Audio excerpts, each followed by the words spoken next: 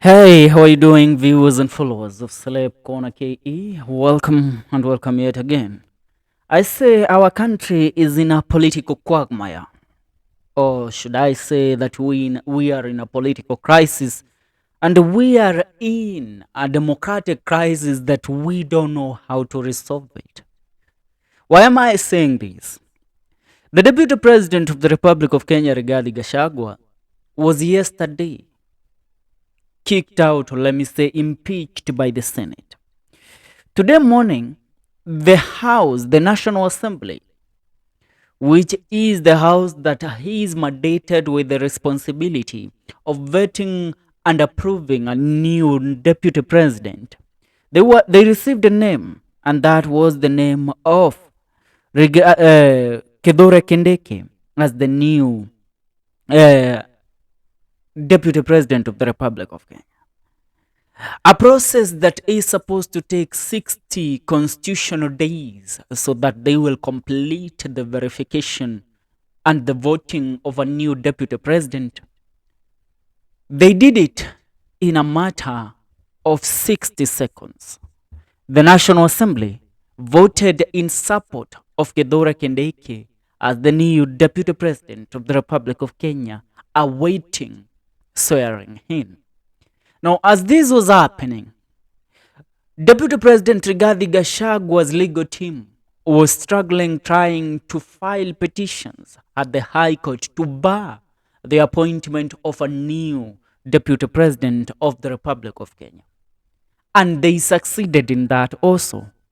One of the High Court judges, Justice Chacha, went ahead to send out a public notice and a conservatory order to the President of the Republic of Kenya and the National Assembly to make sure that they don't appoint or swear in a new deputy president, since they believe the grounds of the petition that was filed at the High Court meets the threshold to stop the swearing in of a new deputy president, to allow the case to be investigated and the petition to be heard by a bench of judges who will be appointed by the Chief Justice of the Republic of Kenya, Honorable Mother Koome.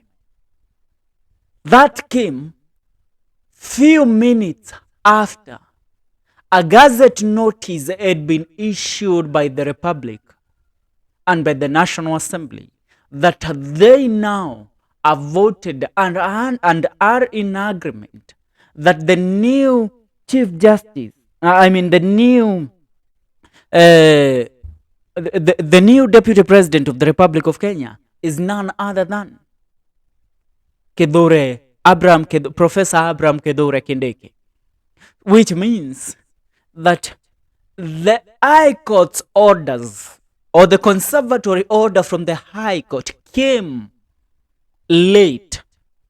So as we speak right now, under the Constitution of the Republic of Kenya, because I have said as I began with that we are in a political quagmire, I tell you that under the Constitution of the Republic of Kenya, legally, we do have two deputy presidents who are currently sitting on that position. Kedore Kindiki was verified and given the mandate.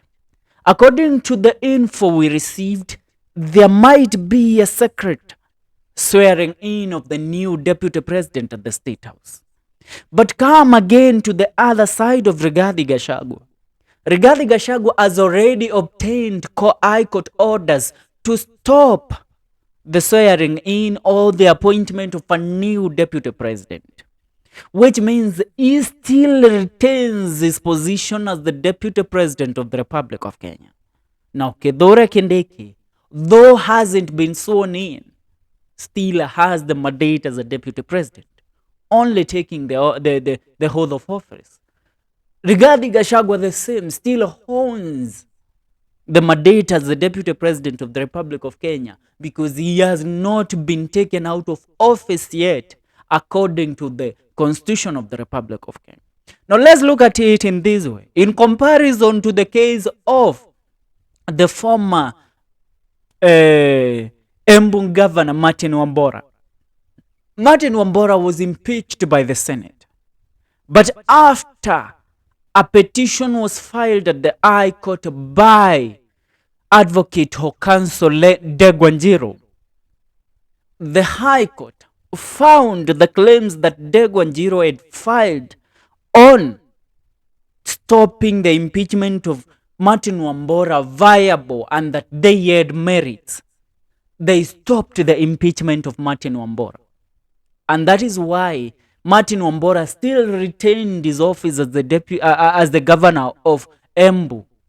And after the case was listened to, the impeachment process was termed null and void.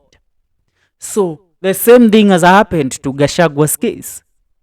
Now, not only Paul Mwiti and the four that are currently said to have filed the petition to stop the appointment of a new cabinet of a new deputy president.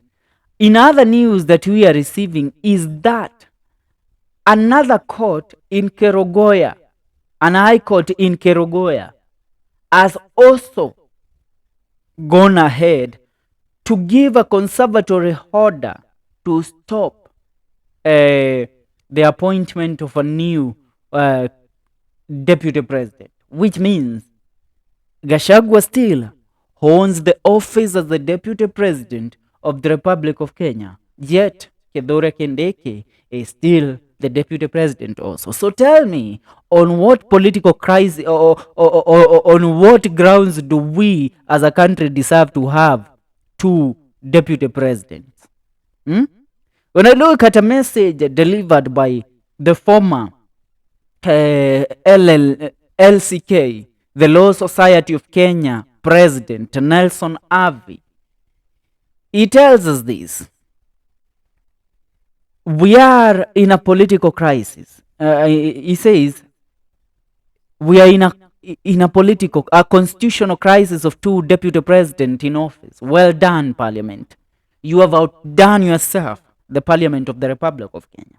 This is a man with deep understanding of the laws of the land, being the Law Society of Kenya President Nelson Harvey has the knowledge of what should be happening, which means right now we do have two deputy presidents of the Republic of Kenya still in office. Though he hasn't been sworn in, Kithure Kindiki, still he has the mandate as a deputy president. Now, a lot is going on. A lot of stories are being told in regards to what is really happening in the country. Should I remind you that today on 18th of October is the, the birthday of, let me say, the former or the wife to the former Deputy President of the Republic of Kenya, Rigathi Gachagua. Going forward, I want to read a few reactions from the people of the Republic of Kenya. Senior Counsel Hamed Nasri Abdullahi says the court order by the High Court has been termed null and void. Reason being, the name of Kithure Kindiki has already been gazetted as the newly appointed Deputy President of the Republic of Kenya. And that's why he says, they throw in a court order, we reply with a gazette notice. Oh, welcome to Kenya. The games are going on well. Yes, going forward, I can see regarding Gachagwa's lawyers to challenge the public participation exercises, lawyers to argue that the verification process was not clear and was so opaque. Gachagua is temporarily saved. But will he still maintain that until after Mashujaa? Because all I can see is a man who is using the kicks of a dying horse to survive. And what is this that we have in the country? A dilemma of two deputy presidents? Somebody tell me, somebody explain to me. Subscribe.